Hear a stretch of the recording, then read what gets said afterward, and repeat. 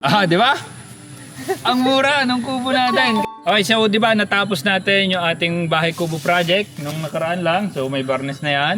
Yan ang itsura niyan. Pero marami pa rin nagtatanong kung magkano yung nagastos natin sa ating kubo. Pero habang sinasabi ko kung magkano yung nagastos sa kubo, kubo tour muna tayo. Let's go! So as you all know, yung ating kubo ay 12 by 12 feet lang yan. Itong mula as in dito hanggang dun sa sulok. Kasi syempre yung bulada bukod dyan, yung lababo bukod dyan. Pero yung floor area natin, 12 by 12 feet. At naka-raise tayo ng around 2.5 feet. Okay? So dito syempre, kubo tour tayo. May hagdan tayo. Sabi mali daw yung hagdan natin kasi even numbers dapat daw hindi. Okay.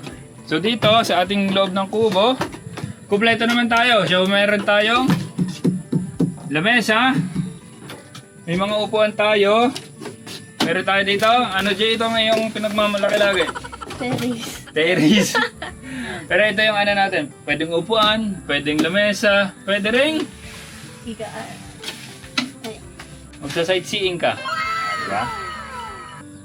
Pwede rin higaan. Yun nga. Pwedeng higaan. And then syempre meron din tayong, ikot ka.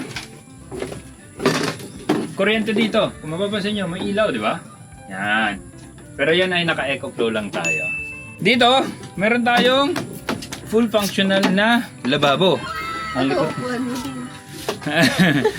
Pinapakita ko na matibay na pwedeng na rin ng 100 kilos na lechon dito pag kailangan.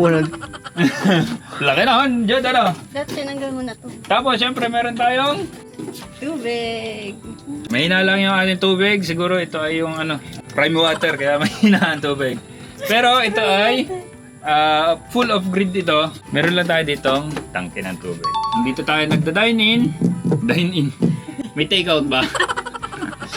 Dahil meron tayong kuryente, may outlet tayo. 220 volts yan, so pwede tayo mag-power tools dito, mag-charge, mag-video okay pag kailangan. Di ba? Pwede tayo mag-video okay din.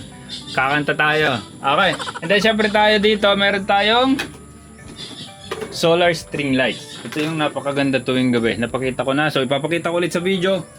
Anong itsura ng solar string lights natin sa gabi dito sa ating bahay kubo. Napakaganda, napaka-relaxing. At yung link, ilalagay ko syempre sa baba, sa comment section. So dito, may gate tayo. Okay. At least yung ating kubo, full sealed na. Well ba, alis tayo dito, hindi makakapasok din yung mga aso na basta-basta.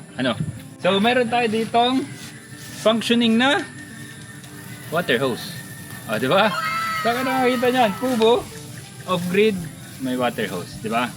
So, pretty much it yan yung ating tour dito. Di ba? Ito yung ating lababo. Yan para space saver.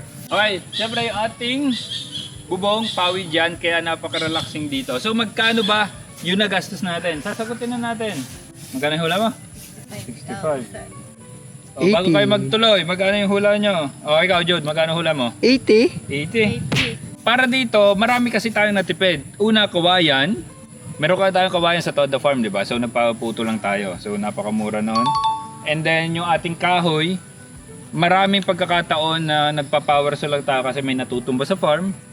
So yun, malaki rin yung natipid natin. Pero 40K. para sa kahoy, ang nagastos natin ay 12,763 pesos. Kasama natin yung pagpa-power saw, pag kailangan magpa-power saw, at yung binibili natin ng mga kahoy dati pag kailangan bumili. Okay? Doon sa pawid, ito yung medyo mahal din. Pero sulit na sulit yung pawid natin. Ang bili natin dyan ay 6,900 pesos. Sa lahat lang yan. So sa taas at sa gilid. Okay? And then yung ating other materials and merienda, mekos-mekos na to. Nandito na yung pako, yung pahasa ng lagari. Nandito na rin yung mga hose natin, mga PVC. Marami kasi rin tayong recycled materials eh. Ang nagastos lang natin doon is 15,884 pesos. At ang total natin ay 35,547 pesos lamang. Di ba?